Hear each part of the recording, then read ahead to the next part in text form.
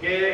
संविधान एक ऐसी किताब है और संविधान में एक ऐसे कानून बनाए गए हैं जो कि सारे मज़ाहिब को, सारे कास्ट को जोड़े हुए रखता है और सबको अपने अपने तौर से जीने का एक हक देता है और उसे बताता है कि आप अपने कौन से तौर तरीके से जी सकते हैं, आप अपने मज़ाहिब के तरीके से जी सकते हैं। और हर कास्ट, हर मज़ाहिब को एक अलग अंदाज और हर मज़ाहिब को अपने तौर तरीके से जीने का हक दिया गया। लेकिन हज़रात, मैं आपको ये बताऊंगा कि यही है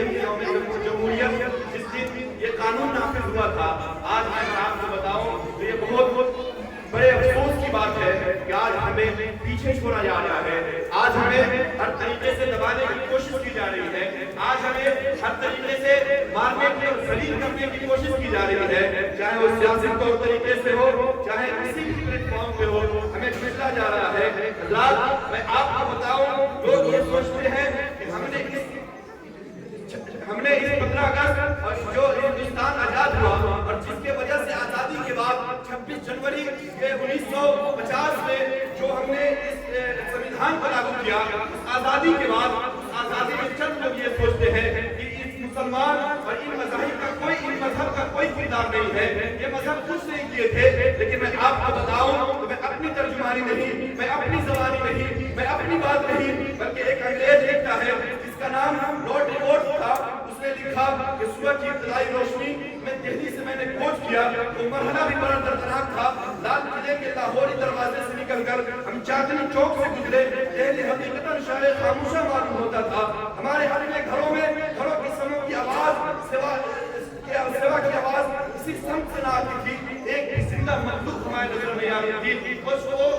अंग्रेज जब अपने खेमे की तरफ जाता है तो कुछ बदबू को सूंघता है, कोई चीज को सूंघता है, कुछ जली हुई चीजों को सूंघता है। जब वो खेमे के पीछे जाता है तो क्या देखता है कि 40 उलमाए किराम को जिंदा जलाया जा रहा है। इसके बाद 40 उलमाए किराम को और खड़ा किया गया है। उनसे पूछा जाता है और पूछते हैं वो अंग्रेज कि क्या तुम अगर अभी से इकरार कर लो और सर को झुका दो मेरे आगे और तुम ये इकरार कर लो कि हम जंग का हिस्सा नहीं बनेंगे तो आज के लिए छोड़ दिया जाएगा। लेकिन वो उलमाए किराम थे, वो फाज़िल किराम थे, वो आलिम दीन थे, जिन्होंने डट के कहा था कि ये हो नहीं सकता है, हमारे सर तुम्हारे आगे झुके, ये नहीं हो सकता है। क्योंकि मैं आपको बताऊं, अल्लामा फजल अहमद खैराबादी हैं जिन्होंने जंग आजादी का फतवा दिए थे। आज चंद लोग ये कहा करते हैं कि इस मदरसे को निस्तो-नाबूद किया जाए, इस मदरसे में कोई तालीम नहीं दी जाती है, इस मदरसे में सिर्फ फितने को बढ़ावा दिया जाता है, इस मदरसे में सिर्फ आतंकवाद को बढ़ावा दिया जाता है। मैं आपसे कहना चाहता हूँ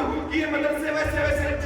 जगहों का नाम नहीं है, बल्कि ये मदरसा ऐसी जगह का नाम है कि आप कभी इस मदरसे में, ये अगर मदारिस नहीं होते, ये मदरसे का वजूद नहीं होता तो अल्लामा फजल अहमद खैराबादी कहाँ से आते? अगर ये मदरसे का वजूद नहीं होता तो मैं मौलाना सैयद किफायत अली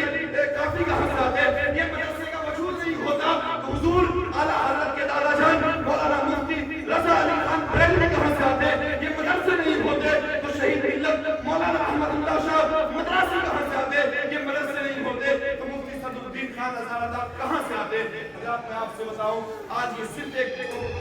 रचा जा रहा है, सिर्फ एक साजिश रची जा रही है। वरना जो किरदार हमारा था वो अंग्रेज वही लीडर लिखता है कि जब हम रास्ते से निकलते थे तो कोई ऐसी तरफ और कोई ऐसा पेड़ नहीं बचता था जिसमें हुफ़ाज़े किराम